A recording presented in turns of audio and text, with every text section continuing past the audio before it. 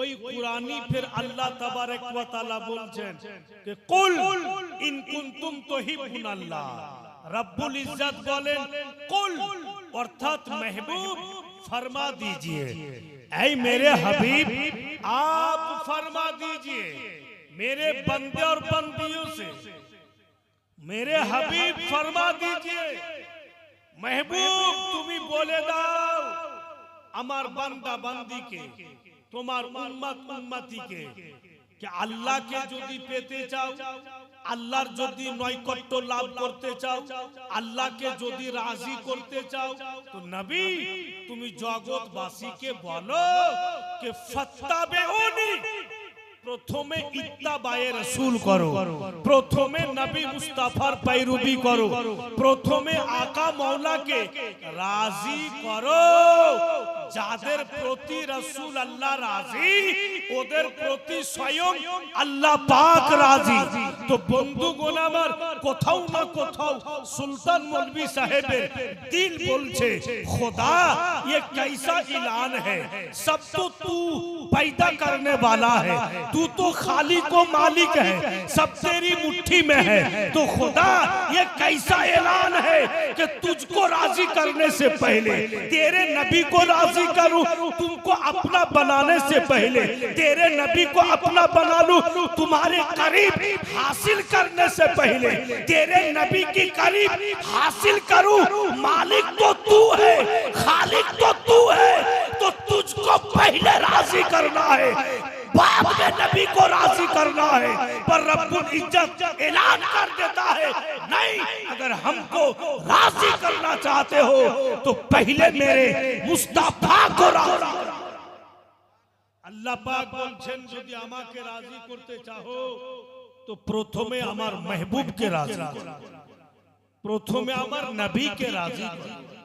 আর দো জাহানের নবীকে যদি রাজি করতে পারি তো স্বয়ং আল্লাহ পাক রাজি। কথাটি কোথায় পেলেন? তো পবিত্র কোরআনে। আর কোরআন পাকের কোন भी একটা শব্দকে যতই বড় আল্লাহ মাতুদ্দাহার হয়ে যায় ও গলত বলতে পারবে না। ভাইরা আমার, তো আজকের মাজমাতে এটা প্রমাণ হচ্ছে যে কোরআন পাক অনুযায়ী আরে কমপক্ষে দরিয়াপুর সরজমিনের লোকেরা पीर मुर्शिद के आले नबी के मानने वाला बोलते तो पारबेन गो जे खुदा তোমার নবীকে রাজি করার জন্যই তো তোমার নবীর স্টেজে এসেছি, তোমার নবীকে আপনা বানাবার জন্যই তো তোমার নবীর স্টেজে চলে এসেছি। মুআজ্জাজ আল্লাহ বিশাল বড় দয়ালু। আমাদের এই আদাটা যদি আল্লাহ পছন্দ করে নেন তো আল্লাহ দয়ালু। এমনও হতে পারে যে আমাদের পিছনকার तमाम গুনাহ আল্লাহ তাবারক ওয়া তাআলা মাফ করে দিতে পারে। ওনার কাছে কোনো জিনিসের কমি নাই। ভাইরা বাপেরা আমার, अब আপনারা আগে শুনবেন। আপনাদের মন মেজাজ সব ভালো আছে তো? একদম মন চাঙ্গা রাখুন। দেখেন, অন্য কিছু দিলের মধ্যে কথা আনিয়েন না, দিল দিমাগে জেহানে অন্য দিককার কোনো কথা আনতে দিয়েন না। কারণ কে নবী মুস্তাফার স্টেজে এসেছেন তো নবীর ইশক ও মোহাব্বতের নদীতে পুরাপুরি ডুবকি লাগিয়া থাকেন, পুরাপুরি দিল ও জান লাগিয়া থাকেন। কারণ মুআজ্জাজ হযরত, বন্ধুগণেরা আমার, কথাটা খুব বড় কথা কিন্তু হাকিকত কথা। বড় কথা বলতে আল্লামা মাওলানা তাইমুর রহমান কালিমি, যিনি পুরা উনার খানদানকে বানিয়েছেন কালিমি, উনাকে একদিন বলছি, উনি যখন হায়াতে ছিলেন, कि আপনি সারা পশ্চিমবঙ্গে জীবনী করতে করতে সবকে জীবনী বানিয়ে দিলেন, কিন্তু আপনি যেটা কাজ করতে পারেননি আপনার বেটা সুলতান মৌলভী সাহেব ওটা কাজ করে দিয়েছে। তো আমার বাপ মুস্কি মেরা হাসছে বলছে, বেটা রে, বাপ বাপ থাকে, বেটা বেটাই থাকে, তুমি কি কাজ করেছো বলো? তো আমি বললাম যে একটা হিন্দু, একটি গায়র মুসলিম ওকে সকাল থেকে নিয়ে সন্ধ্যা পর্যন্ত আমি লা ইলাহা ইল্লাল্লাহ লা ইলাহা ইল্লাল্লাহ লা ইলাহা ইল্লাল্লাহ সকাল থেকে সন্ধ্যা পর্যন্ত ওই গায়র মুসলিমকে হিন্দু ব্যক্তিকে আল্লাহর নাম পড়িয়েছি। বলুন তো আব্বা হুজুর কতই বড় কাজ করলাম। তো আমার বাপ मौलाना तैमूर साहब बोलছেন पागल तूने तो कुछ भी नहीं किया, बेकार कुछ काम किया ही नहीं। बोले वो कैसे? मैंने खुदा का नाम रटा रटा के मुकम्मल दीन खत्म कर दिया, वो भी गैर मुस्लिम को। तो मेरा वालिद पुकार कर कहने लगे कयामत तक अगर ला इलाहा इल्लल्लाह एक हिंदू को पढ़ाते रहोगे तो मुसलमान होना तो दूर की बात, मुसलमान होना तो दूर की बात, इस्लाम के करीब आ नहीं सकता जब तक कि तुम उसको मुहम्मद रसूलुल्लाह पढ़ा ना दो। सारा जीवन যদি ওকে লা ইলাহা ইল্লাল্লাহ পড়াই মুসলমান হওয়া তো দূরই থাক, ইসলামের নিকটই আসতে পারবে না। আর যখনই আমাদের নবীর নাম পড়িয়ে দিলাম তো পূর্ণ মুসলমানে শামিল হয়ে গেল, ইসলামে শামিল হয়ে গেল। তো কোথাও না কোথাও দিল তো বলছে मैं मेरे मुस्तफा आपके जैसा कोई नहीं, ऐ मेरे आका आप तो लाजवाब है, आपका दुश्मन जलकर खत्म हो जाए, आपका दुश्मन सड़ के खत्म हो जाए। खुदा ने ऐसा काम करके दिखा दिया, अगर कोई आपको निकलना चाहे तो इस्लाम से निकल जाएगा, अगर कोई आपको दुश्मनी करने लगे तो इस्लाम से दूर चला जाएगा। इसलिए कि आपके नाम के बगैर मुसलमान होना ही नामुमकिन है। রসুলুল্লাহর নাম ছাড়া তো মুসলমানই হতে পারে না। তো ভেবে দেখেছেন যে আমাদের কত গুরুত্বপূর্ণ জিনিস আকা মাওলানা। আজানে নবী পাকের নাম আছে কিনা বলুন? আজান থেকে রসুলুল্লাহর নাম সরিয়ে দিবেন তো আজান হলো না। আকামাতে নবী পাকের নাম আছে, আকা মাওলার নাম সরিয়ে দিবেন তো আকামাত হবে না। নামাজে বসে রাসূলুল্লাহকে সালাম দিচ্ছেন, নবী পাককে সালাম যদি না দেন তো হবে না। কোন কোন জায়গা থেকে নবী মুস্তাফার সঙ্গে দুশমনি করব বলেন? अल्लाह एमन करे जुड़ित करेছে যে हबीब घबराना नहीं, अगर कोई तुमको निकालना चाहे वो खुद आउट हो जाएगा, वो निजी शेष हो जाবে। ভাইরা বোনেরা আমার আজকে শেষ রজনী, যদি একটু সময় লেগে যায় আপনারা একটু ধৈর্য ধরিয়ে, মুয়াজ্জিজ হযরত সব দিন এইভাবে বসার সুযোগ পাওয়া যায় না, আর সব দিন এইভাবে আলাপ আলোচনা করার সুযোগ পাওয়া যায় না। জীবনী বলতে তো আপনারা আমাকে আপনারাই শিখিয়েছেন। দরিয়াপুর সালেপুরের রোডের ওই পার সে আগে বহু বছর আগে তালবে ইলম জামানাতে আমি জীবনী বলতে এসেছি ওখানে। তো বেরাদার আপনারা শিখালেন, আপনার কাছেই শিখলাম। আমি অনেকই লোক আমাকে বলেছিল তখন যে ডরাইস না বাবা, তোর বাপের মান সম্মান রাখিস, দিল খুলা বল, কিন্তু তখন ডর লাগতো, তখন ভয় লাগতো। তালবে ইলম জামানা তখন ভয় লাগতো, এখন আর ভয়ের কোনো কথাই নাই।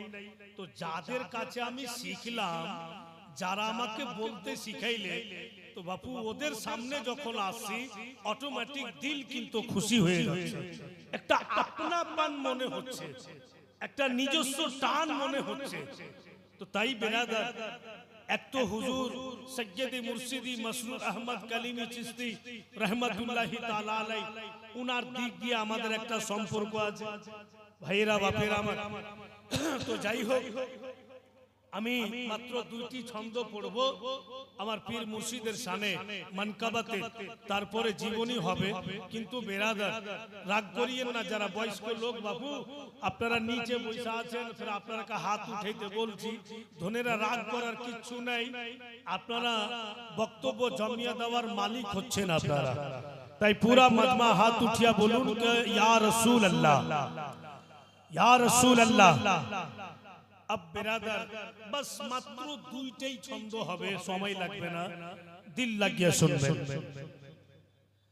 मेरे मसरूर से निस्बत, জোরে বলুন, আরো জোরে। मेरे मसरूर से निस्बत कभी ना कभी, मेरे मसरूर से निस्बत कभी ना कभी, हाँ कभी ना कभी। निस्बत माने संपर्क।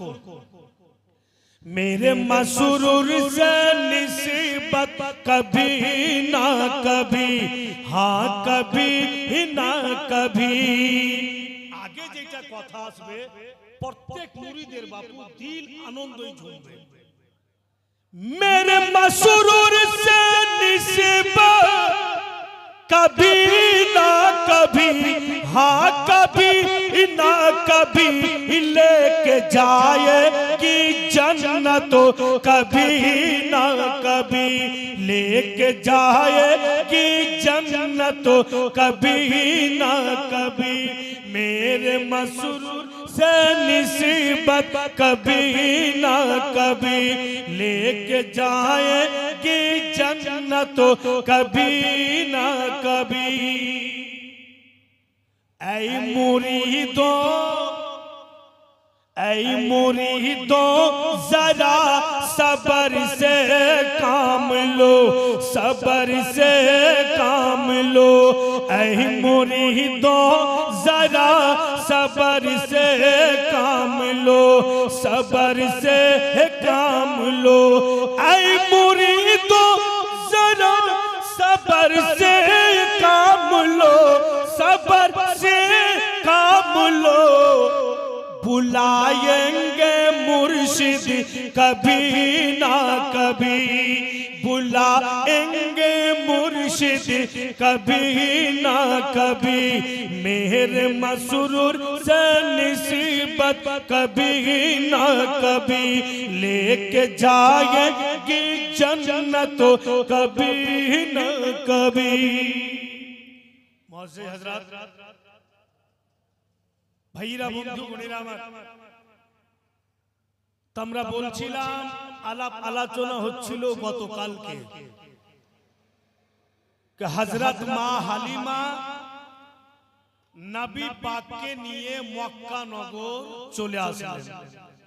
রাস্তাতে যে ঘটনা ঘটলো কালকে শুনলেন। এবার যখন আব্দুল মুত্তালিবের বাড়ির নিকটে গিয়েছে মা হালিমা, तो नबी मुस्ताफार जिस्म मुबारकेर खुशबू पावा जाए। तो मा हालिमार दिल बोलছে কে ছেলে আমার কোথাও হারিয়ে যায়নি, নিশ্চয়ই দাদার কাছে চলে এসেছেন। যদি দাদার কাছে না আসতেন তো নবী পাকের শরীরের খুশবু পাওয়া যেত না। মা হালিমা ভিতরে গিয়া দেখছেন গো, জানো নবী মুস্তাফা আব্দুল মুত্তালিবের কোলে বসে আছে। দাদার কোলে পোতা বসে আছে। হযরত মা হালিমা বলছেন লাডলা দুলার কি খবর বাবা, তুমি চুপচাপ চলে এসছো, কত না তোমাকে খোঁজ করছিলাম। দয়ার নবী মুস্তাফাকে জিজ্ঞাসা করছেন মা হালিমা। আব্দুল মুত্তালিব বলেন ও হালিমা পরে জিজ্ঞাসা করবে, অনেক দূর থেকে তুমি আসলে, একটি কাজ করো মুখ হাত ধুয়ে নাও, কিছুটা খেয়ে নাও, একটু শান্ত হয়ে যাও, তারপরে আলাপ আলোচনা হবে, তারপরে কথাবার্তা হবে। ঠিক মা হালিমা মুখ হাত ধুয়ে ফ্রেশ হয়ে গেলেন। এবার কিছু খাবার খাইলেন। এবার বন্ধুগণ আব্দুল মুত্তালিব, হযরত মা হালিমা এবং হযরত মা আমেনা আর নবী মুস্তাফা এক জায়গাতে বসে আছেন। আব্দুল মুত্তালিব বলতেছেন নিজের গোলামকে, দেখো দেখো অমুক জায়গাতে দেখবে অনেকটি বাড়ির बर्तन गुलो किने किने रेखेছি বাড়ির জরুরতের बर्तन गुलो আমি নতুন নতুন কিনে রেখেছি तमाम बर्तन गुलो হালিমার সামনে রেখে দাও तमाम নতুন बर्तन এনে হালিমার সামনে রেখে দিল এবার আব্দুল মুত্তালিব বলেন এবার আমার ঘরে যাও ঘরে গিয়া দেখো একটি কাপড়ের নতুন কাপড়ের গেঠরি বাঁধা আছে ওই কাপড়ের গেঠরি আনো হালিমার সামনে রাখা দাও কাপড়ের গেঠরি আনলে মা হালিমার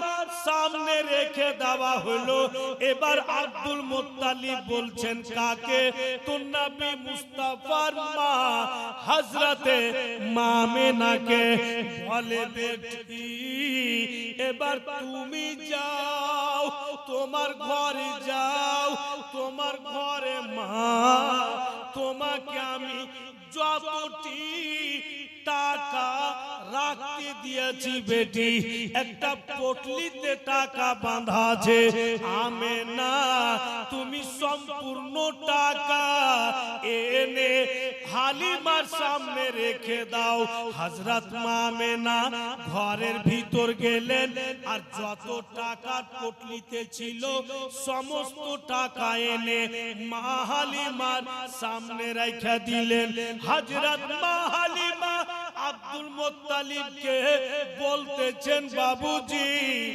এত বর্তন গুলো এত কাপড় গুলো এত টাকা গুলো আমার সামনে কেন রাখছেন আব্দুল মুত্তালিব বলেন হালিমা তুমি ভুলে গিয়েছো আমি ভুলিনি যেদিন তুমি আমার কলেজার টুকরাকে নিয়ে গিয়েছিলে অন্য দায়ারা আমার পোতাকে ইয়াতিম বলে অবহেলা করেছিল হে হালিমা কিন্তু তুমি নিয়েছিলে তুমি নিয়ে গেছিলে সেই দিন আমি কথা দিয়েছিলাম ও হালিমা চিন্তা করিও না আমার পোতার জন্য আমি আছি তোমাকে আমি 2 গুণা ইনাম বেশি দিব এ হালিমা যত টাকা পয়সা যত কাপড় ধরি তোমাকে আমি দিলাম এই সম্পূর্ণ আমার পোতার দেখভাল করেছো বুইলা তোমাকে দিলাম সব তোমার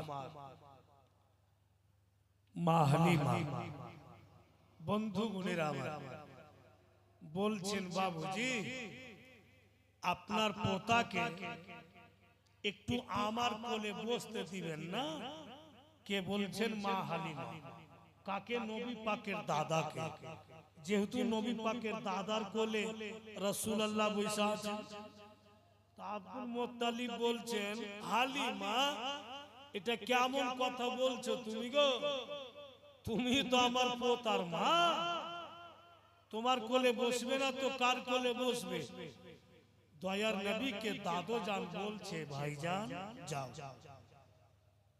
তোমার মা হালিমার কোলে বসে যাও ভাইরা বাপেরা মা বোনেরা এবার মা হালিমার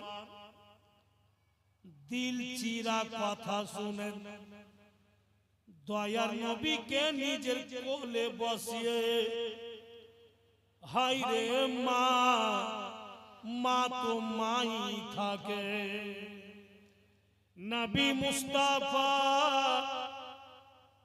চেহারার দিকে তাকিয়ে দেখছেন মা হালিমা আর আব্দুল মুত্তালিবকে বলছেন ও বাবুজি আব্দুল মুত্তালিব আপনি কাবার মাতওয়াল্লি মক্কার সরদার আপনি আমাকে ইনাম দিলেন আপনার পোতার দেখভাল করেছি বলে কিন্তু আব্দুল মুত্তালিব হাকিকত আপনি জানেন না দুনিয়া জানে হালিমা নবী পাকের দেখভাল করেছে, কিন্তু হালিমাকে জিজ্ঞাসা করেন যে কে কার সেবা করেছে, কে কার দেখভাল করেছে।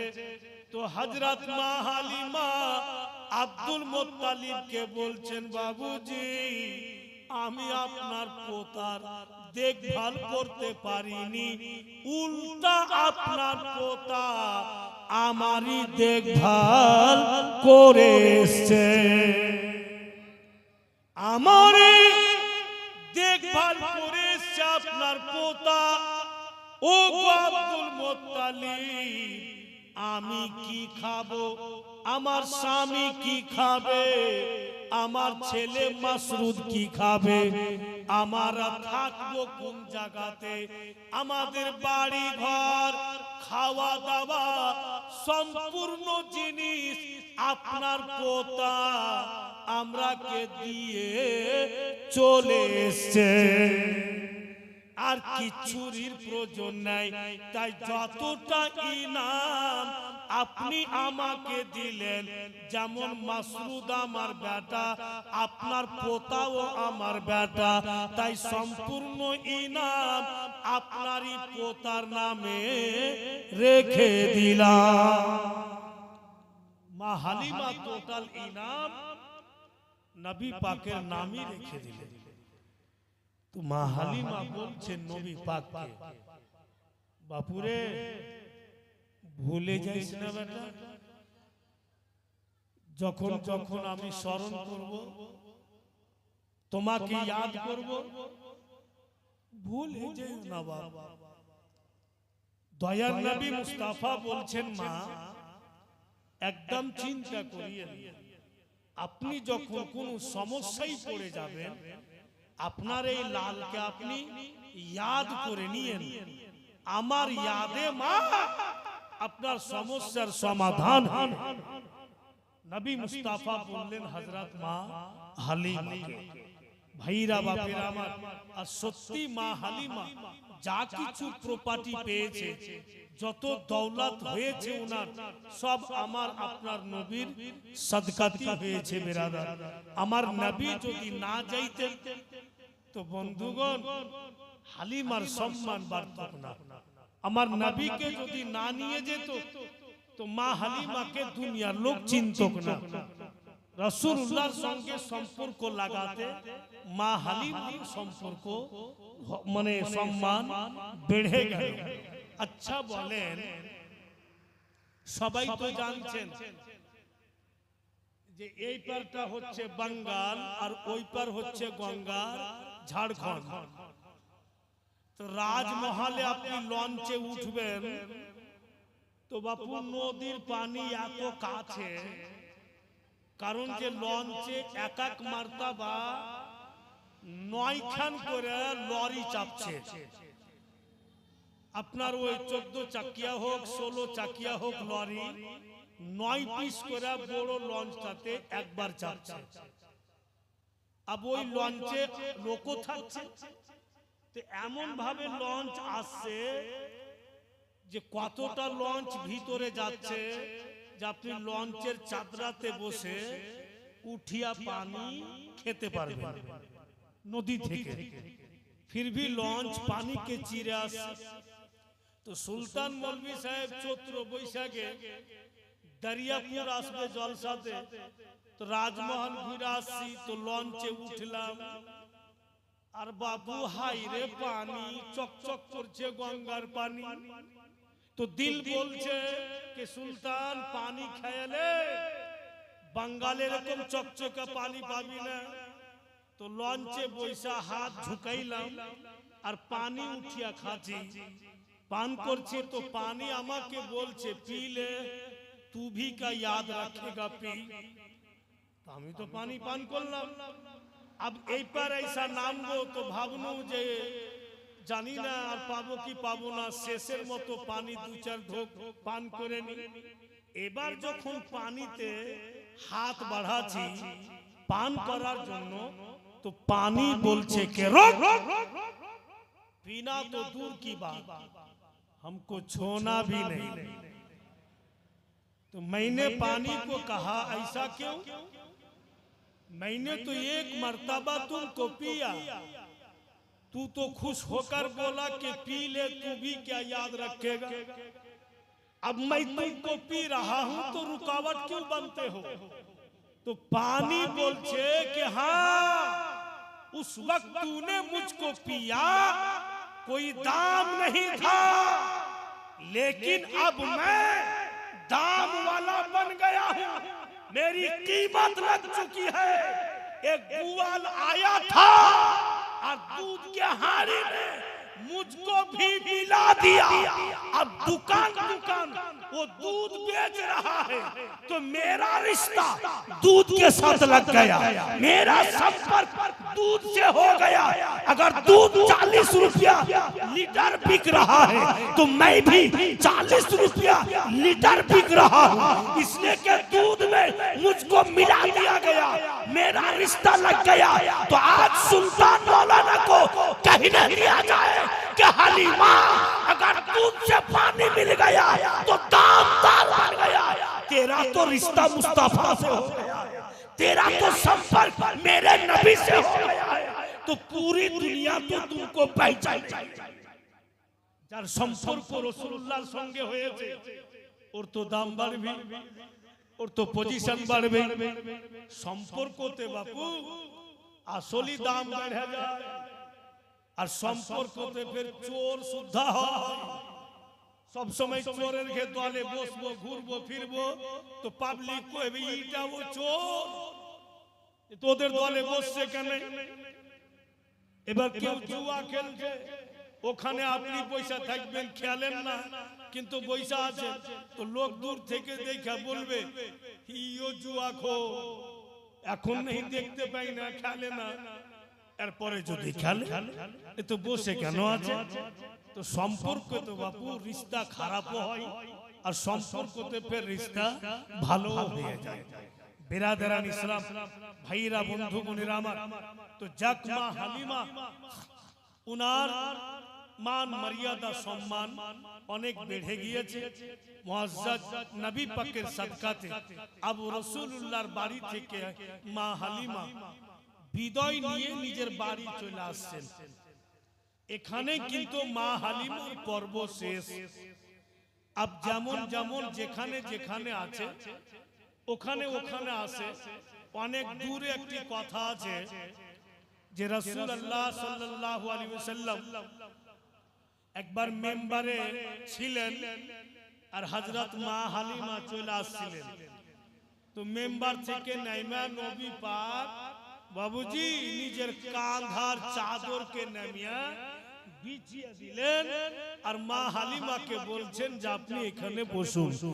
তো মুআজ্জাজ সাহাবায়ে কিরাম তাজ্জুব হয়ে যায়, ইয়া রাসূলুল্লাহ এটা কোন মেয়ে, এর জন্য আপনি চাদর বিছিয়ে দিলেন?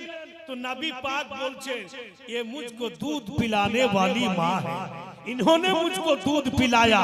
तो मुआज्जाज इसमें बात साफ हो गया, अगर दूध पिलाने वाली माँ अगर मुस्तफा से मुलाकात करने जाए तो अपने कांधे का चादर जमीन पे बिछा दे। जो माँ के पेट से मैं दुनिया में आया हूँ, जिस माँ को तकलीफ देके मैंने जन्म लिया, बताइए उस माँ को किस तरह हमको मालूम? उन्हीं तो शुद्ध दूध पान करिয়েছিলেন, যার জন্য কাঁধার চাদর নামিয়ে রাসূলুল্লাহ বিছিয়ে দিয়েছিলেন।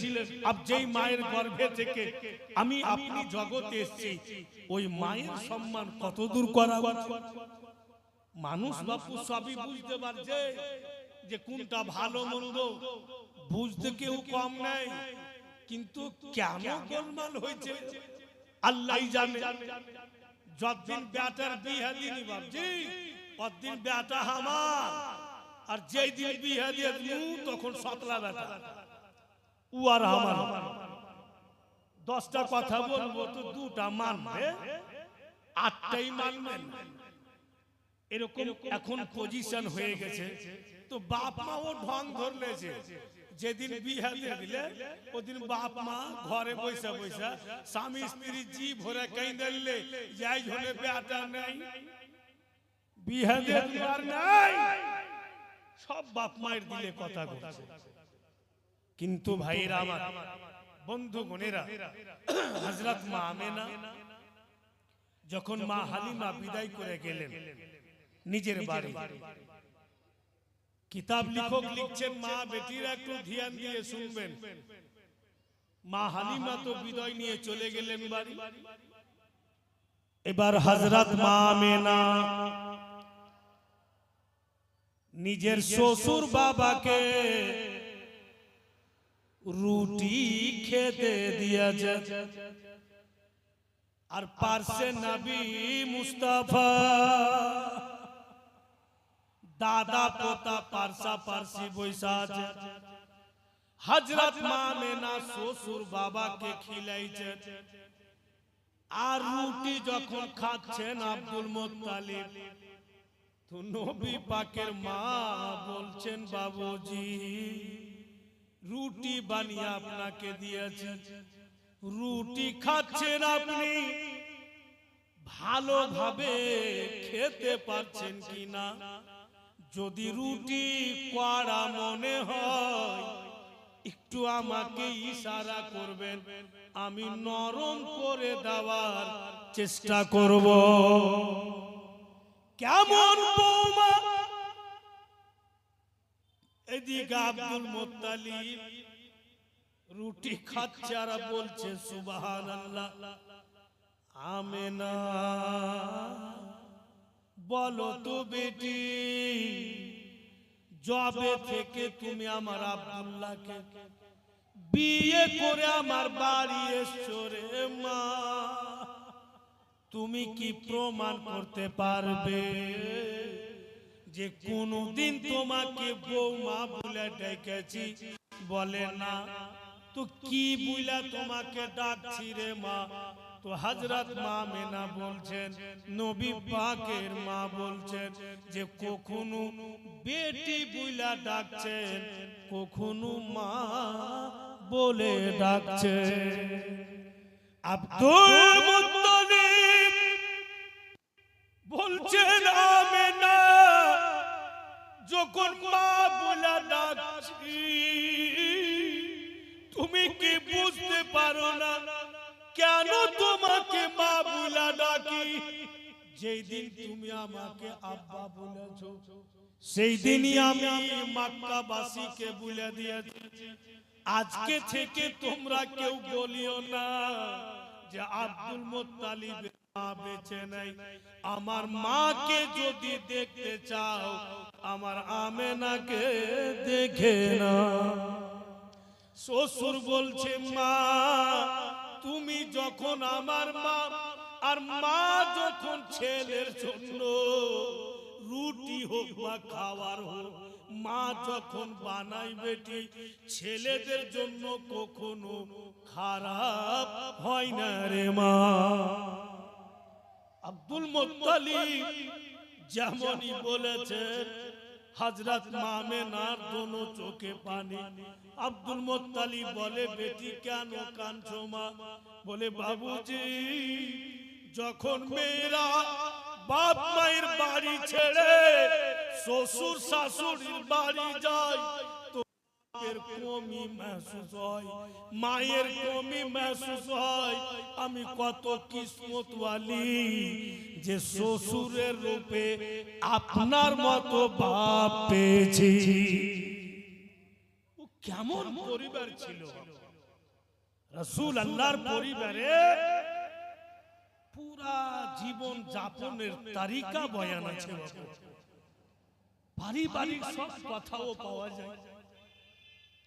अब আলোচনা হতে হতে চট করে হযরত মা আমেনা বলছেন, বাবুজি একটা কথা বলতাম। তা আব্দুল মুত্তালিব বলছেন, বলো কি কথা?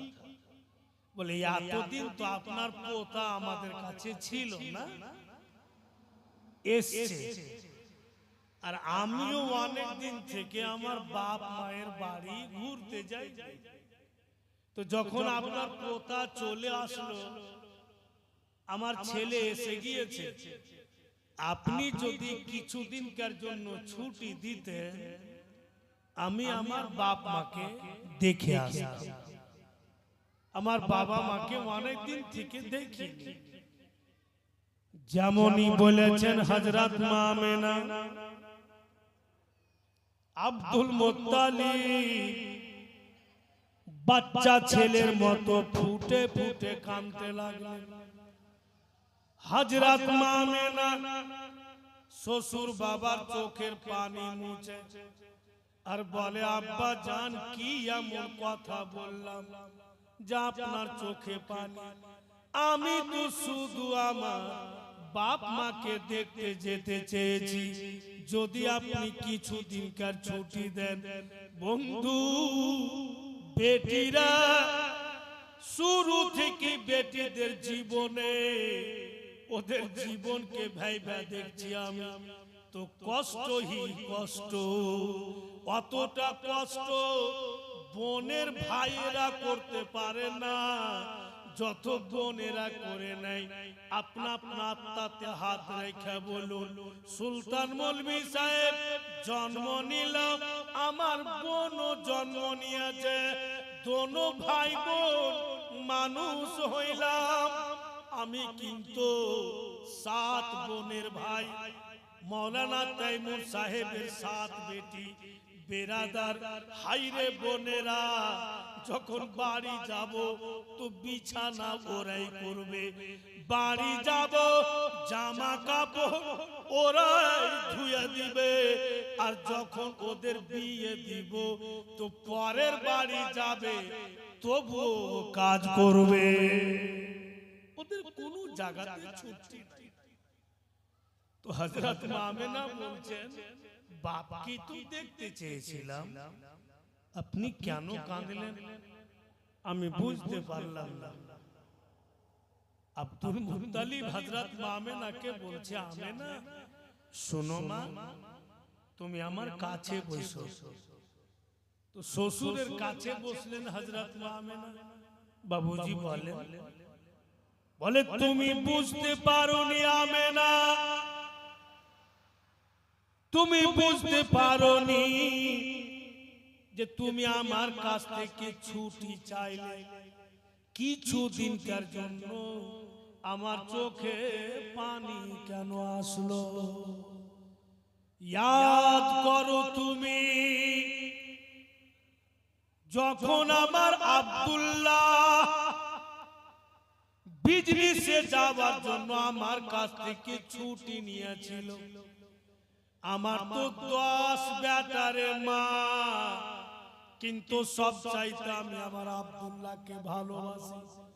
ছেলেকে আমি ছুটি দিতে চাইছিলাম না, কিন্তু আমেনা তুমিও বললে, কি বলে তার ভাইয়েরাও বললে, তখন আমি ছুটি দিলাম। আমার কলেজার টুকরা বেটি বিজনেস করতে গিয়ে জীবিত বাড়ি ফিরে নিরে মা। ছেলে আমার রাস্তাতে ইন্তিকাল করেছিল, এখন আমার জীবনে আর কেউ নাই, যদি আছে তো তুমি। আমার মা ধরো তবুও তুমি, আমার বেটি ধরো তবুও তুমি। আমেনা, তুমি যদি খাবার না বানিয়ে দাও তো আমি আর খিদা মিটে না, পেট ভরে না।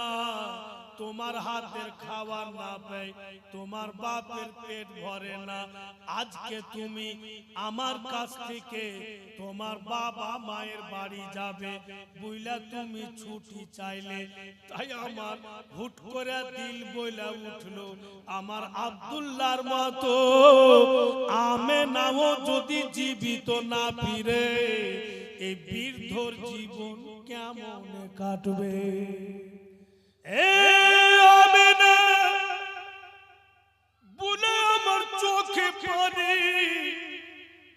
যাক বেটি, তুমি যখন বলাই দিয়েছো তোমার বাপ মাকে দেখতে ইচ্ছা করছে, আমেনা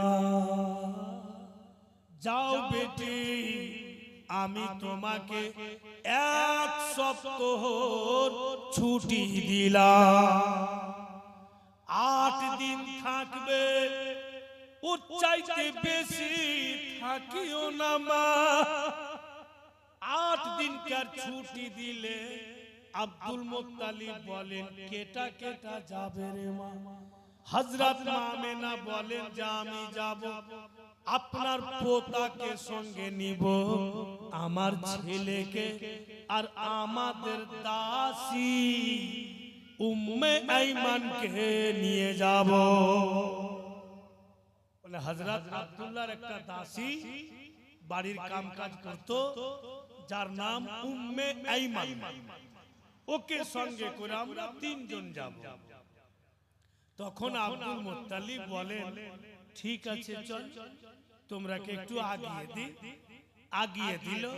আর ফির আব্দুল মুত্তালিব নবী পাককে বলছে ভাই আমেনা শুধু তোমার মা, সে কথা নয়, আমেনা আমারও মা, ভাই জলদি ফিরবে। এই বইলা কিন্তু পোতাকে, বৌমাকে, দাসীকে বিদায় করে দিলেন।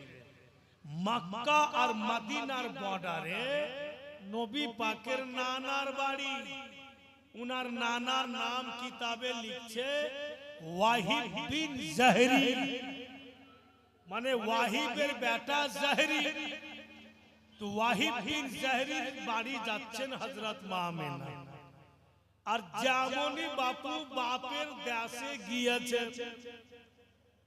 জারি বাবা নজর করছে নবী পাকের উপরে, সেই কিন্তু বলছে আমেনা একদিন আমার বাড়িতে দাওয়াত নিয়ে নাও। ফের অন্য কে বলছে আমেনা বেটি তুমি তো আসোই না, এসছো বাবা, তো তোমার নূরানি ছেলেকে নিয়ে একদিন আমার বাড়িতে দাওয়াত নিয়ে নাও। সবাই কিন্তু বাপু দাওয়াত করতে লাগলো। যেই কেউ নবী পাকের চেহারা দেখছে সেই কিন্তু বলছে আমেনা একদিনকার জন্য আমার বাড়িতে তোমার লালকে রাখো, তোমার লাল যেমন চমকিছে আমার বাড়িও তেমন চমকিবে। সবাই কিন্তু দাওয়াত করতে লাগলো। ভাইরা আমার, বন্ধু মনিরা আমার, আমার নবী এমনই যে সবাই কিন্তু দেখে দেখে দাওয়াত করতেছে, ভুলেই বেরাদার। এই জন্য তো আমরা অহরহ বাংলা ভাষাতে নবী পাকের শানে গুনগুন করে গাই আর বলি, কারণ বেরাদার আমার আকা মাওলার তারিফ করতে করতে আমাদের জিন্দেগি শেষ হয়ে যাবে, কিন্তু রাসূলুল্লাহর তারিফ শেষ হবে না। আকা মাওলার জীবন বয়ান করতে করতে সুলতান মৌলভী 36 বার মরবে আর জন্মবে, কিন্তু রাসূলুল্লাহর জিন্দেগি শেষ হবে না। উনার প্রত্যেক কথাই শোনার মতো। বলি বেরাদারান ইসলাম, কি সুন্দর ভাষাতে নবী পাকের সামনে, এই জন্য বলেছে বেরাদার বাংলা ভাষাতে, যেন বুঝতে অসুবিধা না হয়, তাই বাংলা ভাষাতে বলছে कि नूर नबी जी मर्तबा नाई गो सीमाना, नाई गो सीमाना, नूर नबी जी मर्तबा नाई गो सीमाना, नाई गो सीमाना। सारा जगत খুঁজে দেখো, सारा जगत খুঁজে দেখো, সবই তার দিওয়ানা, নূর নবীজির মর্তবার নাই গো সীমানা, নাই গো সীমানা। পুরোটা বলবো, জোরে বলুন ইয়া রাসূলুল্লাহ। কে সৃষ্টি করিলেন আল্লাহ নবীকে আপন নূরে হেতে, আর মানব রূপে পাঠালেন মক্কারি ভূমিতে, আর নবীর নূরে আলোকিত, নবীর নূরে আলোকিত ये सारा जमाना नूर नबीजीर मर्तबार नाई गो सीमाना, नाई गो सीमाना। मेघ छाया करे रोद ना लागे गाए, আর পাথর কোলে মম হয় ব্যথা না দেয় পায়ে। মেঘ ছায়া করে রোদ না লাগে গায়ে, পাথর কোলে মম হয় ব্যথা না দেয় পায়ে। আর ডুবা সূর্য ফিরে আসে, ডুবা সূর্য ফিরে আসে, চাক হয় চাঁদের সিনা নূর নবীজির মর্তবার নাই গো সীমানা, নাই গো সীমানা। আর আবু জেহেল বলে কি আছে মোর হাতে, ঈমান নিয়ে আসিব যদি বলে দিতে পারে। আবু জেহেল বলে কি আছে মোর হাতে, ঈমান নিয়ে আসিব যদি বলে দিতে পারে।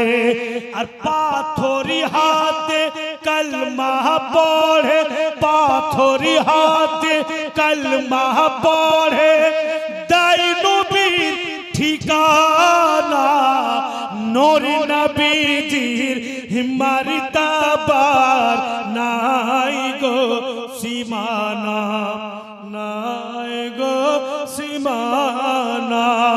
সারা জগৎ খুঁজে দেখো সবই তার দিওয়ানা নূর নবীজির মর্তবার নাই গো সীমানা, নাই গো সীমানা। একবার দরুদ পাক পড়ুন, আল্লাহুম্মা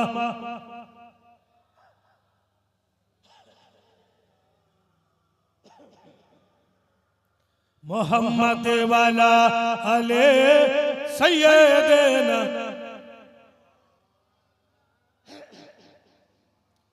ভাইরা বাপিরা মা বোনেরা, হঠাৎ করে উম্মে আইমান হযরত আব্দুল্লাহর দাসী হযরত মামেনাকে বলছেন, আমেনা গো কদিনকার ছুটি নিয়ে এসছো, কদিনকার ছুটি নিয়ে এসছো। নবী পাকের মা বলছেন 1 সপ্তাহ 8 দিনকার ছুটি নিয়ে এসেছি।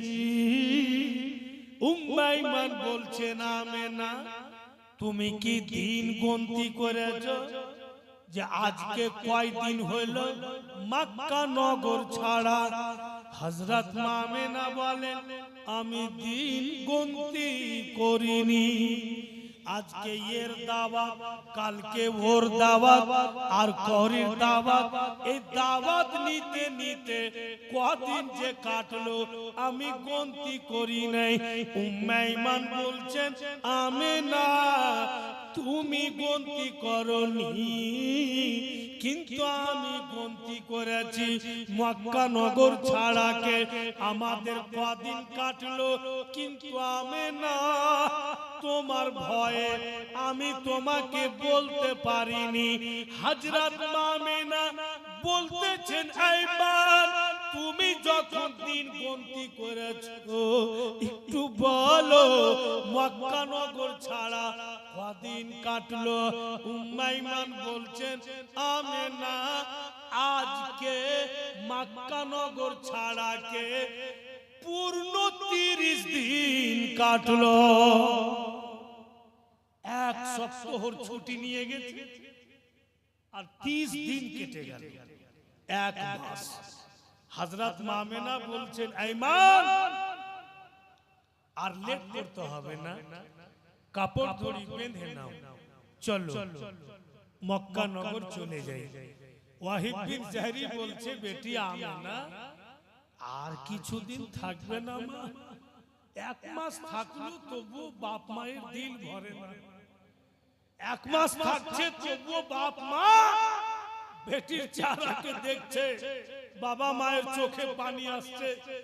হযরত মামেনা বলছেন বাবুজি আপনি তো জন্মদাতা বাপ, আর যেটা কাছে আমাকে দিয়েছেন ওখানে যে আমার একটা বাপ আছে, আপনার কাছে বেশি দিন থাকবো আমার ওইটা বাপ যে হারিয়ে যাবে, ওটা বাপ যে রাত দিন কাঁদবে, আমাকে যেতে দেন বাবু, আমাকে রুকিয়েন না। হযরত মামেনা বাপ মায়ের কাছ থেকে আদেশ নিয়ে আপ কিন্তু মক্কা নগর আসছেন।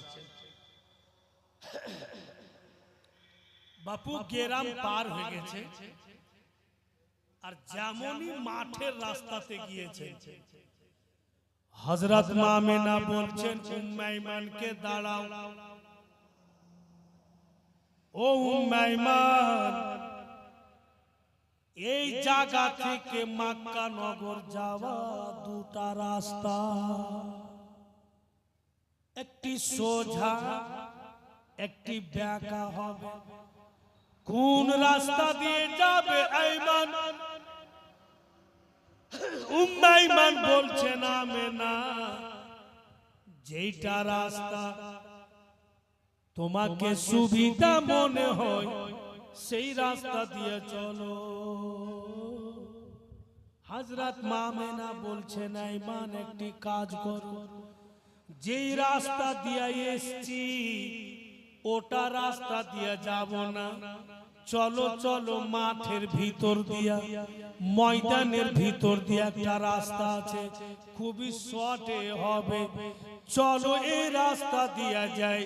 ঠিক বিরাদার মাঠের রাস্তা ধরে নিলেন আর মাঠের মধ্যে যখনই গিয়েছেন হযরত মামেনা চলার যেটা স্পিড ছিল, জলদি জলদি হাঁটছিলেন, ওটা বাবুজি কমে গেল।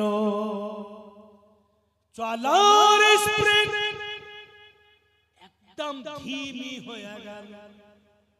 হায়রে উম্মে ঈমান মামেনার দিকে দেখছেন, আমেনা আজকে এমন কেন করছে, ইয়া তো আস্তে আস্তে কেন হাঁটছে, এত বড় ময়দান আমাদের সঙ্গে কোনো লোক নাই, আমরা কে দিনে দিনে মাঠ ময়দান পার হইতে হবে। উম্মে ঈমান বলছেন আমেনাকে, ওগো আমেনা একটু জোরে জোরে চলো, একটু হাঁটার স্পিড বাড়াও, কারণ যে দিনে দিনে মাঠ পার হয়ে যাবে। কিন্তু হযরত মামেনা টোটালি স্পিড বাড়ান না, আস্তে আস্তে হাঁটছেন আর ফির গোটা ময়দানে চতুর্দিকে নজর ঘুরাইতে আছে। মনে হচ্ছে উনি কিছু খোঁজ করছেন। উম্মে ঈমান খালি টুকটুক করে আমেনার দিকে দেখছেন, আজকে এর হালাত এমন কেন, কি খোঁজ করছে আমেনা তো বড় ময়দানে, কিছু তো বুঝতেই পারি না। হযরত আমেনা নজর ঘুরাতে ঘুরাতে বিরাদরান ইসলাম ভাইরা বাপেরা আমার বন্ধু বোনেরা, উনার চোখের সামনে একটি গাছ পড়লো। আর যেমনই গাছকে দেখেছেন উনি, হযরত মামেনা গাছের কাছে গিয়ে আর গাছতলার মাটি উঠিয়ে হযরত মা মেনা নাকে লাগা। গাছতলার মাটি উঠিয়ে সুঙ্ঘে দেখছে, বলতেছে উম্মাইমা এমন কেন করছো, মাটি সুঙ্ঘে কেন দেখছো?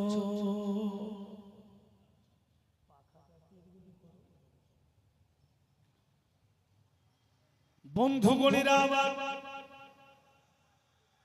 তখন হযরত মা মেনা বলেন, এই উম্মাইমা আমার ছেলেকে আমার কোলে বসাও। দয়ার নবী মায়ের কোলে বসলেন। মায়ের চেহারাকে দেখছেন তো হযরত মা মেনা দোনো চোখে পানি। নবী মুস্তাফা রহমতের উঙ্গলি উঠিয়ে মায়ের চোখের পানি মুছে, মা জননী এই মাঠের মধ্যে কেন কাঁদেন মা? হযরত মা মেনা হাত উঠিয়ে বলছেন, বেটারে যেদিকে আমি উঙ্গলি উঠাচ্ছি বেটা, আমার উঙ্গলির দিকে সামনে দেখো তো বাপু, কিছু দেখতে পাচ্ছ? তো নবী মুস্তাফা দেখছেন মায়ের উঙ্গলির দিকে, তো কিছুটা দূরে বাপু মাটি উঁচু হয়ে আছে। হ্যাঁ মা, দেখতে পাচ্ছি যে মাটি উঁচু হয়ে আছে। হযরত মা মেনা বলছেন, এই জন্য এই পথ দিয়ে আসলাম। এই লাডলা দুলারা, যে জায়গাতে মাটি উঁচু আছে বেটা, ওটাই হচ্ছে তোমার আব্বার কবর। বুঝলাম এই পথ দিয়ে আসলাম, বলা যায় না তোমার আব্বার কবর তোমাকে কেউ দেখাবে কিনা। বাপু তুমি দেখে নাও। আর এই গাছতলার মাটি এই জন্য শুয়েছিলাম, এই গাছতলাতে তোমার আব্বা বিজনেস করে ফিরার পথে বসেছিলেন। এখন পর্যন্ত তোমার আব্বার শরীরের খুশবু পাওয়া যায়। ভুলে যাইও না বেটা, মাঝে মাঝে তোমার আব্বার কবর জিয়ারত করবে। এবার হযরত মা মেনা নবী পাকের কপালে চুমা দিচ্ছেন।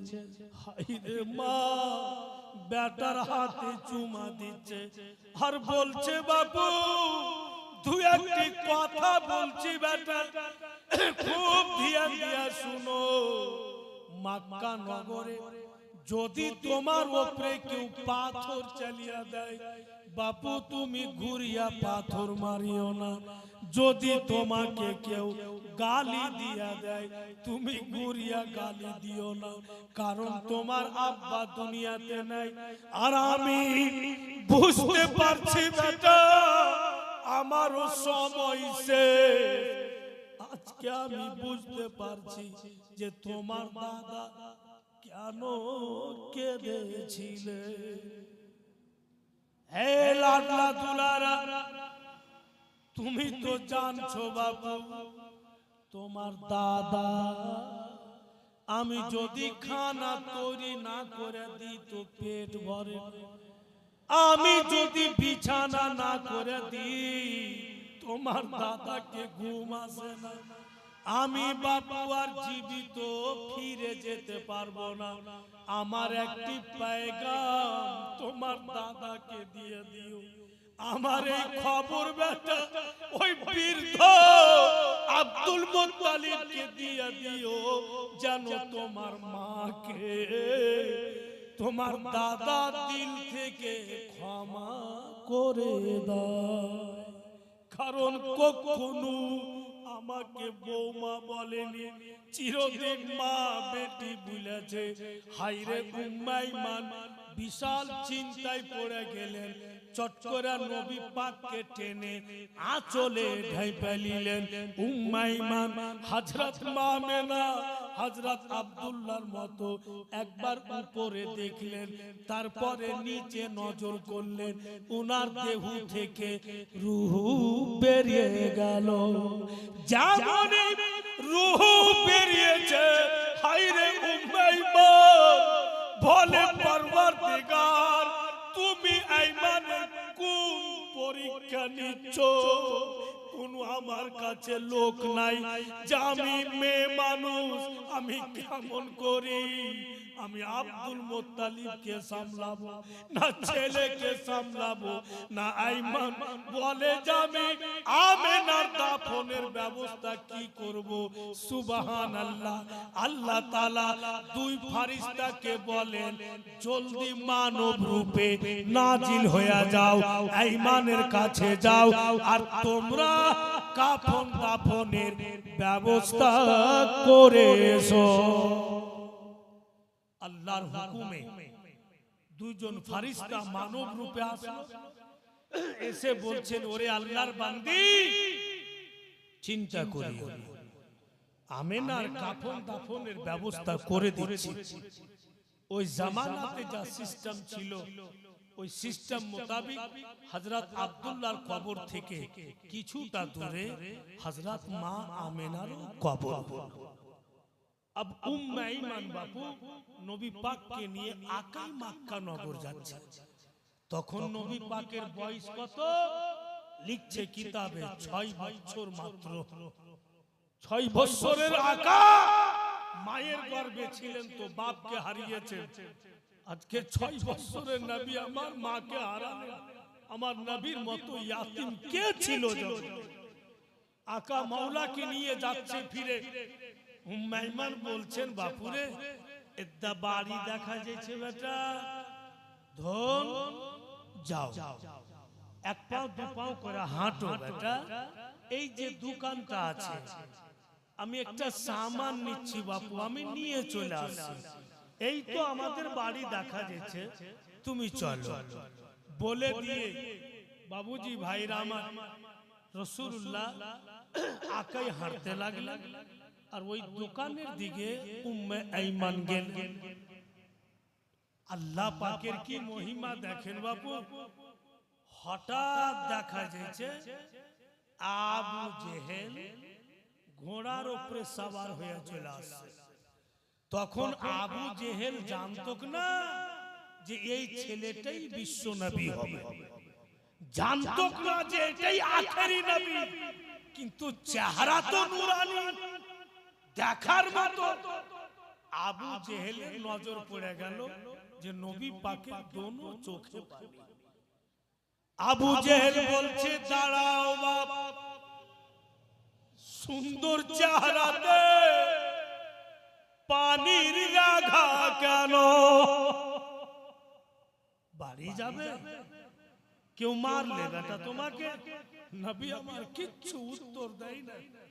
আবু জেহেল বড় উঁচা লম্বা ছিল বাবু, ঘোড়ার উপর থেকে হাত ঝুঁকালে আর নবী পাকের বাঁ হাত ধরে চাইরা আবু জেহেল পিছা দিকে বসিয়ে আর বসিয়া বলছে, ধন আমাকে ধইরা থাকো,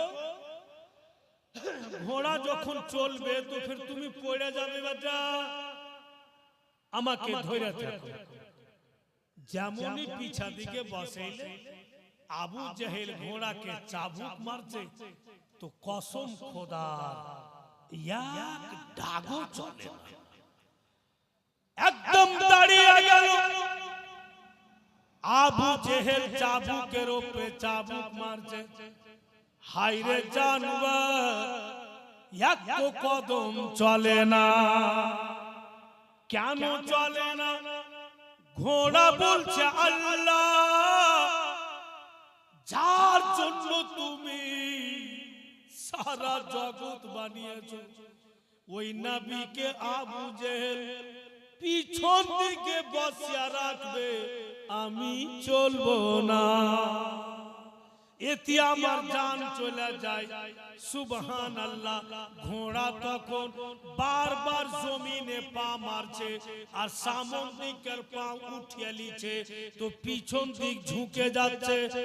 আবু জেহেল ভয় পেয়ে গেল, ছেলে বোধহয় পড়ে যাবে। তখন নবী পাককে টেনে সামনে বসিয়ে নিল, আর যেমনই সামনে বসিয়েছে জানোয়ারকে চাবুকও মারতে হয় না, ইশারাও করতে হয় না, সুন্দরভাবে চলতে লাগলো। হাইরে জানোয়ার, ঘোড়া চার পাইয়া জানোয়ার, সে পর্যন্ত নবী পাকের ইজ্জত সম্মান করতেছে। কিন্তু বর্তমান যুগে কতগুলো দুপাইয়া ওরা এখন পর্যন্ত রাস্তাতে আসলো না। বন্ধুগণ আমার, আবু জেহেল দেখছেন যেন আব্দুল মুত্তালিব নজরে আসছে। দুখানা চেয়ার আছে, একটি চেয়ারে আব্দুল মুত্তালিব বসে আছেন, আর দ্বিতীয় চেয়ারে দুইটা পা উঠিয়ে রেখেছে আব্দুল মুত্তালিব। একটা চেয়ারে বসে আছেন, সামনে চেয়ারে দুইটা পা, আর এইভাবে বন্ধু এইভাবে হাত দিয়ে ঝুঁকে আছে আব্দুল মুত্তালিব। কিতাব লিখক লিখছেন আব্দুল মুত্তালিবের কাঁধা পর্যন্ত জুলফি ছিল, দেখার মতো চেহারা বৃদ্ধ আব্দুল মুত্তালিবের। আবু জেহেল বলছেন, লাডলা দুলারা, ওই যে তোমার দাদা, যাও বাবু চলে যাও, আমার একটু কাজ আছে। আবু জেহেল চলে গেল।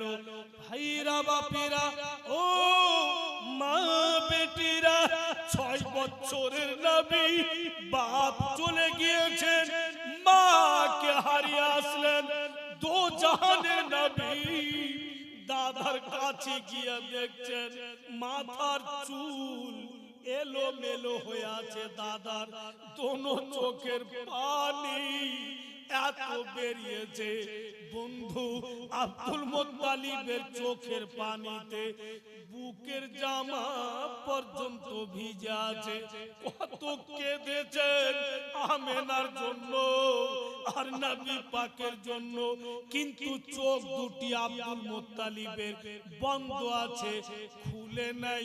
নবী আমার ভাবছে, এখন যদি দাদাকে বলে দিই, দাদা আমি মাকে নিয়ে আসতে পারলাম না, হয়তো আমার দাদা অজ্ঞান হয়ে যাবে।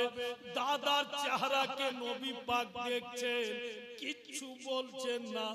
বৃদ্ধ আব্দুল মুত্তালিব, ওই পাক জাতের কসম, যার কবজায় সুলতান নবীর জান, বৃদ্ধ আব্দুল মুত্তালিব চোখ খুলেন না, চোখ বন্ধ করে হাত দুটাকে মেলে বলছে, ভাই আমাকে চোখ খুলে দেখতে হবে না, তুমি যে এসছো তোমার শরীরের খুশবু আমার নাকে লাগছে, বুঝতে পারছি তুমি চলে এসছো, এসো আমার বুকে লাগো। 1 মাস কেন কাটলো বলো তো, আমার আমেনা কেমন আছে? যেমনই মায়ের নাম নিয়েছে, দয়ার নবী দাদার বুকে মাথা রেখে নবী মুস্তাফা বলে, দাদা মায়ের গর্ভে ছিলাম, বাপকে হারিয়েছি, আজকে মা হারিয়ে আসলাম। আব্দুল মুত্তালিব নবী পাককে নিজের বুকে চেপে ধরে দাদা বলছে, খবরদার একদম চোখের পানি ফেলবে না, যেটা বইলা আমাকে ভয় ছিল সেটাই হয়ে গিয়েছে। আমেনাও চলে গেল। একদম তুমি চিন্তা করবে না। দেখো বৃদ্ধর শরীরে আল্লাহ এখনো শক্তি দিয়েছে, আমি তোমার দেখভাল করতে পারবো। সুবহানাল্লাহ। দিন কেটে গেল।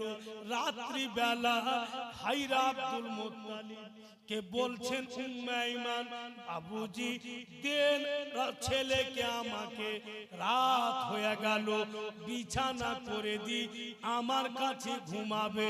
আব্দুল মুত্তালিব বলছেন যে না, আমার পোতা আমার কাছে ঘুমাবে, তোমাকে চিন্তা করতে হবে না, আমার কাছে থাকতে দাও। ঘুমাবে টাইমে নিজের হাতে বিছানা করলেন আব্দুল মুত্তালিব। নবী মুস্তাফা মুখে হাত নিয়ে খাবার দিচ্ছে। নবী আমার বলছেন দাদা জানো ভুক মনে হচ্ছে না, জানো খিদে মনে হচ্ছে না। হায়রে আব্দুল মুত্তালিব নবী পাককে শুইয়া দিলেন। একবার মাথা টিপছেন, একবার হাত টিপছেন, একবার পা টিপছেন। নবী মুস্তাফা বলছেন দাদা আপনি তো বয়স্ক মানুষ, কত রাত জাগবেন, ছেড়ে দেন, যান ঘুমিয়ে যান, আপনি ঘুমিয়ে যান, অনেকটা রাত হয়ে গিয়েছে। আব্দুল মুত্তালিব বলতেছে লাডলা পোতা সারা জীবন যদি তোমার জন্য জাগতে হয় এই বৃদ্ধ জাগবে, তুমি এতটা ভাবিও না। দয়ার নবী উনি নিজ ইচ্ছাতে চোখ দুটি বন্ধ করলেন, যে দাদা যখন দেখবে পোতা ঘুমিয়ে গিয়েছে তো ঠিক দাদাও ঘুমিয়ে যাবে। নবী মুস্তাফা নিজ ইচ্ছাতে চোখ দুটি বন্ধ করলেন। বেশ কিছুক্ষণ পর দয়ার নবী চোখ খুলে দেখছেন আমার দাদা ঘুমালছেন কিনা। রাসূলুল্লাহ চোখ খুলে দেখছেন গো, আজ পর্যন্ত কোন ইতিহাসে এইরকম বক্তব্য আমি নিজের চোখে দেখিনি। এমন দাদা পোতার ইশক মুহাব্বত আমার নজরে গুজরেনি। নবী আমার চোখ খুলে দেখছেন বৃদ্ধ আব্দুল মুত্তালিব নিজের জায়গা ছেড়ে পোতার পায়ের দিকে শুয়ে আছে। নবী মুস্তাফা নিজে উঠে দাদার বুকে মাথা রেখে বলে দাদা আপনি আমার পায়ের দিকে কেন, আপনি তো আমার পাশে ঘুমাবেন। আব্দুল মুত্তালিব বলেন কায়নাতের মধ্যে অতটা শান্তি নাই যত শান্তি তোমার পায়ের তলে আছে।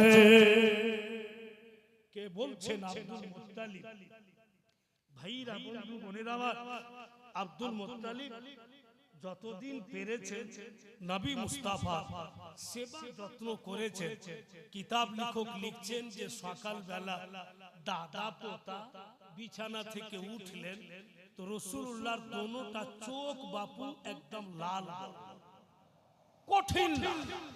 তো আব্দুল মুত্তালিব বলছেন ভাই তোমার চোখে কি ব্যথা হয়েছে? বলে হ্যাঁ। মুআজ্জাজ অনেকেই ভাববে যে রাসূলুল্লাহর চোখে ব্যথা কি করে হলো, একটু আগে চলুন তো সব বুঝে নেবেন। মুআজ্জাজ দোনো চোখ লাল।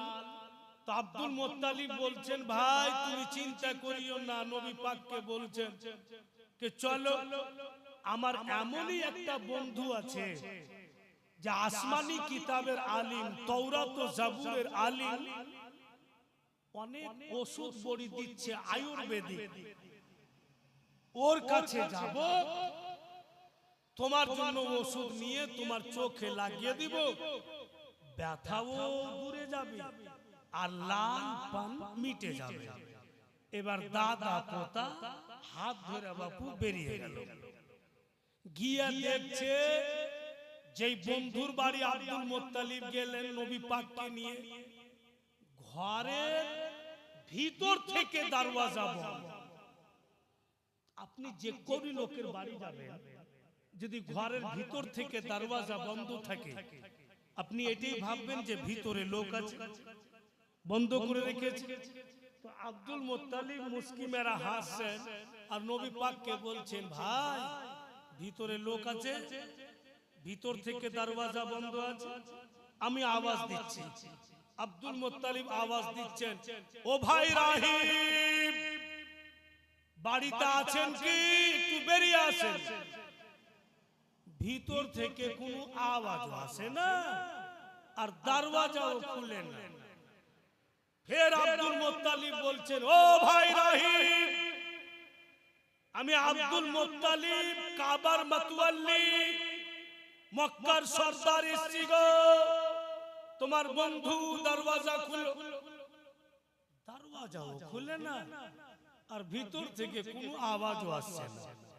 ভিতরে কি রাহিব নেই? নিশ্চয়ই আছে। বের কেন হয় না?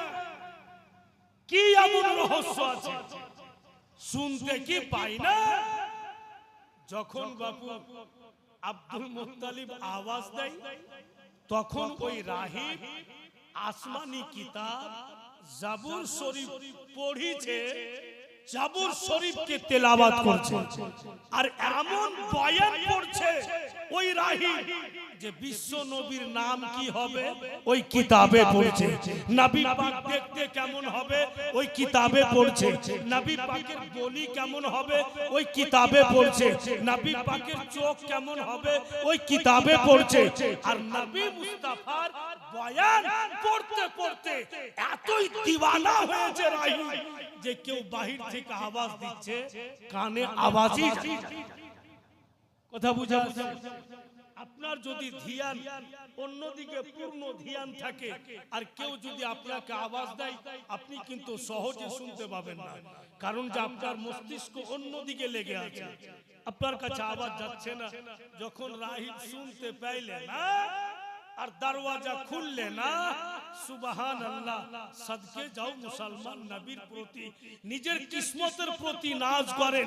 রাহিবের ছাপ আল্লাহকে বলছে, দয়ালু তোমার হাবিব দরওয়াজাতে দাঁড়িয়ে থাকবে আর রাহিব বের হবে না। আল্লাহ তুমি হুকুম করো রাহিবের উপরে পড়ে যা। রাহিবের ছাপ বলছে আল্লাহকে, আল্লাহ তুমি হুকুম করো রাহিবের উপরে পড়ে যাই और किस्सा तमाम করে দিই। বাহিরে নবী পাক থাকতে বের হবে না। তো আল্লাহ বলছেন, ওরে ছাপ, যদি পড়ে যাইস তো রাহিব তো মারা যাবে, আর রাহিব যদি মারা যায় এখানে আমার নবী একটি মুজিজা প্রকাশ্য হবে, আর ওই মুজিজা এই রাহিবের দ্বারাতি প্রকাশ্য হবে। একে যদি মেরে দেওয়া হয় তো মুজিজায়ে রাসূল কি করে প্রকাশ্য হবে? বলে ছাপ তোমাকে পড়তে হবে না, তুমি এক কাজ করো, ঝুঁকতে ঝুঁকতে রাহিবের মাথাতে কট করে লেগে যাও আর ফের উপরে উঠো, ফের নিচে নামো, এমনি দু চারবার করো, উনি জি ভাই যাবে ঘর থেকে, যে আমার জান চলে যাবে। এবার রাহিব বাপু কিতাব পড়ছে আর ছাদ কিন্তু নেমে আসছে, এইসা ওর মাথায় ঠেকেছে।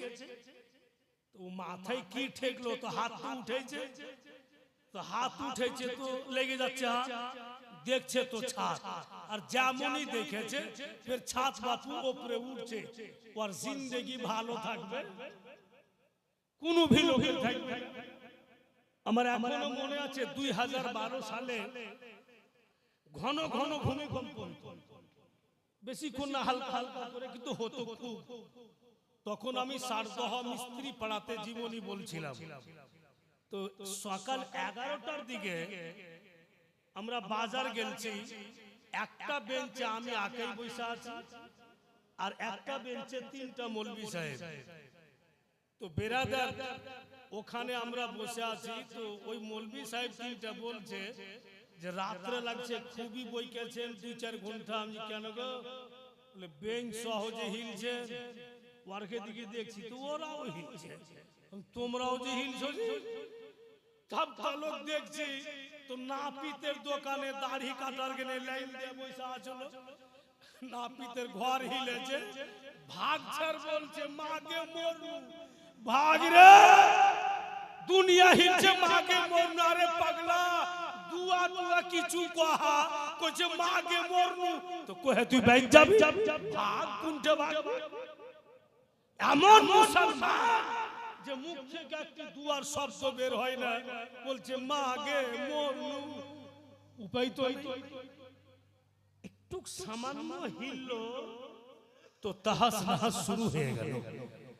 আর রাহিবের ছাতে বাপু ছাদ ঝুঁকছে, ওর মাথায় লাগছে আর ফের উপরে উঠছে, তো রাহিবের হালাতটা কি হবে? ও জানের ভয়ে চট করে দরওয়াজা খুলে আর বেরিয়ে চলে আসছে। আর যেমনই বেরিয়েছে নবী পাকের উপরে নজর পড়েছে। হায় রে রাহিব শাহাদাত উঙ্গলি উঠিয়ে নবী পাকের নূরানি চেহারাতে ঘুরাই। আব্দুল মুত্তালিব বলেন ও রাহিব 3 মারতাবা ডাক দিলাম তবুও বের হচ্ছিলে না, কোন রকম বের হলে তো কিচ্ছু বলছো না, জিজ্ঞাসাও করছো না, আমার পোতার চেহারাতে উঙ্গলি কেন ঘুরাও? রাহিব বলে ওরে আব্দুল মুত্তালিব ছেলেটাকে, বলে আমার পোতা। বলে কি কারণে এসছো বলো তো, ছেলেটার নাম কি? বলে মুহাম্মদ। বলে এবার বলো কি কাজে এসছো? বলে আমার পোতার চোখ দুটি লাল, একদম ব্যথা করে, এর কোনো ওষুধ আছে কিনা? রাহিব বলে ওরে আব্দুল মুত্তালিব বিশ্বের মধ্যে কোনো হাকিম জন্ম নিতে পারেনি যা আপনার পোতার চোখে হিকমতগিরি খাটিয়া দেয়। বিশ্বের মধ্যে কোনো সার্জন জন্ম নিতে পারে নাই যা আপনার পোতার চোখে সার্জনগিরি খাটিয়া দেয়। আমার দাবাই চলবে না, করে ওষুধ চলবে না। আব্দুল মুত্তালিব বলতেছে তবে আমার পোতার চোখের লাল পান মিটবে নাকি, ব্যথা ভালো হবে নাকি? বলে নিশ্চয়ই হবে। বলে তুমি তো বললে হাকিমের হিকমত চলবে না, সার্জনের সার্জনগিরি চলবে না, তো কি করে ভালো হবে? হায়রে রাহিব বলে ওরে আব্দুল মুত্তালিব তুমি বুঝতে পারোনি আল্লাহ তাআলা তোমার পোতাকে হাকিমেরও হাকিম বানিয়ে পাঠিয়েছে, তোমার পোতাকে সার্জনেরও সার্জন বানিয়ে পাঠিয়েছে। কিচ্ছু লাগবে না, তোমারই পোতার মুখ থেকে একটু থুক উঠিয়ে নাও আর তোমারই পোতার চোখে লাগিয়ে দাও, সঙ্গে সঙ্গে ভালো হবে। কোনো ওষুধ বড়ি লাগবে না, নবী পাকেরই মুখ থেকে একটু থুক উঠিয়ে নাও, উনারই চোখে লাগিয়ে দাও, লালপান মিটে যাবে, ব্যথাও দূরে যাবে। কি বুঝা গেল?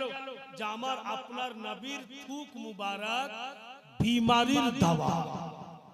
উনার যদি থুকের এত মার্তবা হয় তো সর্ব শরীরের কত মার্তবা। ভাইরা বাপেরা আমার, আমরা এসেছি এখানে বসে আছি, নবী পাকের জিন্দেগি শুনছি। ভাইরা বাপেরা আমার, এই অবস্থায় যদি আমাদের মওত হয়ে যায় তো বাবুজি পিছনকার কোনো গুনাহ দেখা হবে না, এই বাজমে রাসূলের সওয়াব দেখা হবে, এখানকার নেকি দেখা হবে। আজকের এই মাজমাতে ভাইরা বাপেরা আমার, আমি চাইবো যে আমরা যতকে এসেছি আপনা আপনা আহলে খানদানের নামে আমরা দোয়া করাবো। ভাইয়েরা, বাপেরা, বন্ধু, বোনেরা, তাই আপনাদের কাছে আমার রিকোয়েস্ট হবে, আজকে যে সিরনি হবে, ফাতিহা হবে, তো ফাতিহাতে শরীক হওয়ার জন্য তাবাররুকে শরীক হবেন। তাই তাবাররুক মনে করে মুআজ্জাজ এমন কোন জওয়ান ছেলে আছে যে ওর মা বেঁচে আছে, ফির ভি 100 টাকা দিবে যে মৌলভী সাহেব আমি দোয়া নিব আমার মাকে যেন আল্লাহ ভালো রাখে, আমি মায়ের দুধ পান করে এসেছি, আমার মাকে যেন আল্লাহ সুস্থ রাখে। আজকে নবীর স্টেজে সিরনিতে আমি শামিল হচ্ছি 100টা টাকা দিয়ে। এই 100 টাকা যার মা চলে গেছে কবরে, আপনি এই মনে করে দেন যেন মাকে আল্লাহ জান্নাতবাসী করে, আর করির মা বেঁচে আছে এই মনে করে দেন যেন আল্লাহ তার মাকে ভালো রাখে। এই 100 টাকার জন্য 500 দুটোটাই আপনি কি নাম মঈনুদ্দিন সাহেব দেখেন 600 টাকা দান করেছেন, সুবহানাল্লাহ, মাশাআল্লাহ। সিরনিতে শামিল হওয়ার জন্য দেখবো মুআজ্জাজ ভাইরা, বাপিরা আমার, কি হবে গো আপনার 100 টাকাতে আপনার জিন্দেগি শেষ হয়ে যাবে না, বরং আপনি এর চাইতে অনেক লাভবান হয়ে যাবেন। যেমন একজন 600 দিয়ে দিলে, কেউ যদি এর চাইতে বেশি দেয় তাও দিতে পারে, লাখো রোজগার করছে। আর সিরনি তো অনেক আমরা করি বানাই। তাই ভাইয়েরা, মা বোনেরা, আজকে শেষ রাত্রে অবশ্যই কিছু দিবে, তোমরা নিবে না, আমি যাব না, হয়তো এটাই তো আমি যাচ্ছি।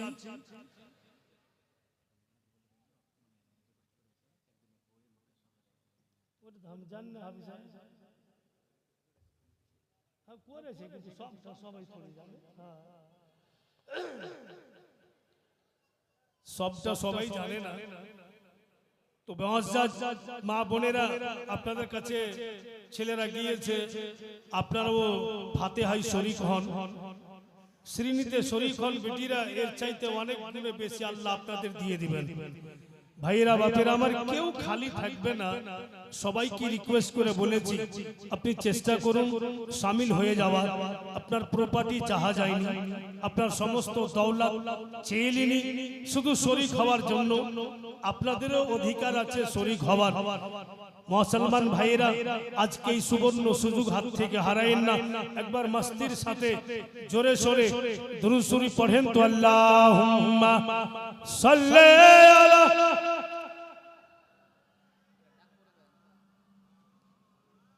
মুহাম্মদ ওয়ালা আলে সাইয়্যিদিনা সাল্লাল্লাহু তাআলা সাল্লাম। আমি লক্ষ সালাম জানাই নবী তোমার কদমে, শান্তি সুদা আছে নবী তোমার কদমে। আমি লক্ষ সালাম জানাই নবী তোমার কদমে, শান্তি সুদা আছে নবী তোমার কদমে। আমি লক্ষ সালাম ওই মেরাজের পবিত্র রাতে, জিবরাইল আসিলেন নিয়ে বুরাক সাথে, জিবরাইল আসিলেন নিয়ে বুরাক সাথে। স্বয়ং জিবরাইল দেয় চুমা নবীর কদমে, স্বয়ং জিবরাইল দেয় চুমা নবীর কদমে। শান্তি সুদা আছে নবী তোমার কদমে। আমি লক্ষ সালাম ওই কিয়ামতের দিন হবে বড়ই যে কঠিন, পাপ পুণ্যের বিচার খোদা করিবেন সেই দিন। কিয়ামতের দিন হবে বড়ই যে কঠিন, পাপ পুণ্যের বিচার খোদা করিবেন সেই দিন। পাপ পুণ্যের বিচার খোদা করিবেন সেই দিন। সেই দিনেতে জায়গা দিও তোমার কদমে ইয়া রাসূলুল্লাহ সেই দিনেতে জায়গা দিও তোমার কদমে শান্তি সুধা আছে নবী তোমার কদমে আমি লক্ষ সালাম জানাই নবী তোমার কদমে শান্তি সুধা আছে নবী তোমার কদমে। বলেছিলাম যে যতটা পারলেন দিয়ে শরীক হলেন ভাইরা বাপেরা আমার, যার যতটা শর্ত সবাইকে বলেছিলাম, আশা করি সবাই দিয়েছেন। আর এদিককার লোক কখনো কোনোদিন স্টেজ ফাঁকা রাখেনি বা কোনোদিন এইসব এলাকার লোকের কাছে কেউ কিছু বলে নিরাশ হয়নি, এটা আমার দীর্ঘ বিশ্বাস। তো যেই আধারে এইসব এলাকাতে আমরা ফাতিহা শিরনি করি, অন্যান্য এলাকাতে বাপু এইভাবে যোগ শখ করে কিন্তু করানো যায় না। অন্যান্য এলাকার লোকেরাও খুব আপনাদের প্রশংসা করে, ইনারা যথেষ্ট ভাবে যে কোন পীর মুর্শিদের বা 12 রবিউল আউয়ালে শিরনি ফাতিহা করে। মুসলমান ভাইরা বাপেরা আমার, তবুও তো দরিয়াপুরের লোক গরিব হয়ে যায়নি, খেতে তো পাচ্ছে, সবই তো হচ্ছে, দ্বিতীয় আছে আর সব হতেই আছে। बोलছে না एक चवन्नी अगर सही रास्ते में खर्चा करोगे तो इंशाल्लाह तुमको जरूर रंग दिखाएगा। একটা চওয়ান্নি যদি সহি রাস্তাতে খরচা করি তো নিশ্চয়ই আমাকে রং দেখাবে। তো ভাইরা দিল বলছে, অনেক কিছু মায়ের ব্যাপারে বললাম, আর উচিত আছে উলামায়ে কেরামে যে মায়েদের জন্য ছেলেরাকে দিল খুলে কিছু বলে। কারণ যে মা বাপ এমন একটা প্রপার্টি, এমন একটা সম্পদ, জিন্দেগি ভোর ইহসানের বদলা আদায় করতে পারবো না, এত দামি। যার যে কথা কুরআনে এসেছে, তো জওয়ান ছেলেরা ভেবে দেখেছো যে বাপ মা কত দামি? তাই আপনারা এখানে যতটা আছেন, আমার নবী মুস্তাফা 12 তারিখে পৃথিবীর বুকে এসেছেন। তাই আমি দিল থেকে আমার পীর মুর্শিদের যদি নিগাহে করম হয়, হুজুর সৈয়দি মুর্শিদি মাসউদ আহমদ কলিমি চিশতি রহমাতুল্লাহি তাআলা আলাইহি যদি নিগাহে করম হয়, আর উনার নিগাহে করম অবশ্যই হবে, আর নিগাহে করম আছেই বলেই তো দরিয়াপুর একটা সৌন্দর্য ইউনিভার্সিটি চলছে। নিগাহে করম আছে বলেই তো এখানে আলিমে দ্বীন হয়ে যাচ্ছে। নিগাহে করম আছে বলে তো এখান থেকে হাফিজে কুরআন হয়ে যাচ্ছে। কোথা থেকে ইলম হাসিল করেছো গো? তো দরিয়াপুর। কোথা থেকে হাফিজের দস্তার নিয়েছো গো? তো দরিয়াপুর। এটা তো আমার পীর মুর্শিদ ফুলের বাগিচা তৈরি করে চলে গেছে। তাই বেরাদার, ওনার ইহসান আছে আমাদের উপরে। একটা কোন দিওয়ানা আছে গো যে হুজুর সৈয়দি মুর্শিদি মাসউদ আহমদ কলিমি চিশতি কে হুজুর আপনি আমাদের ইলমের জাখিরা দিয়ে গেছেন, আমরা এতে লাভ উঠাচ্ছি, আমরা ঈমান বাঁচাচ্ছি, আজকে হুজুরের নামে এই সভাতে আমি 500 টাকা দিব, এমন কোন পীর কিবলার দিওয়ানা এই সভাতে আছে যে 500 টাকা হুজুর সৈয়দি মুর্শিদি মাসউদ আহমদ কলিমি চিশতি রহমাতুল্লাহি তাআলা আলাইহির নামে আজকে দিয়ে উনি প্রমাণ করবেন যে দরিয়াপুর সরজমিনে আপনি ইলমে দ্বীনের জাখিরা আমাদের দিয়ে গেছেন, জাতি থেকে পুরা এলাকা আমরা লাভবান হচ্ছি। তো আজকে হুজুরের নামে খুশি হয়ে মাত্র 500 টাকা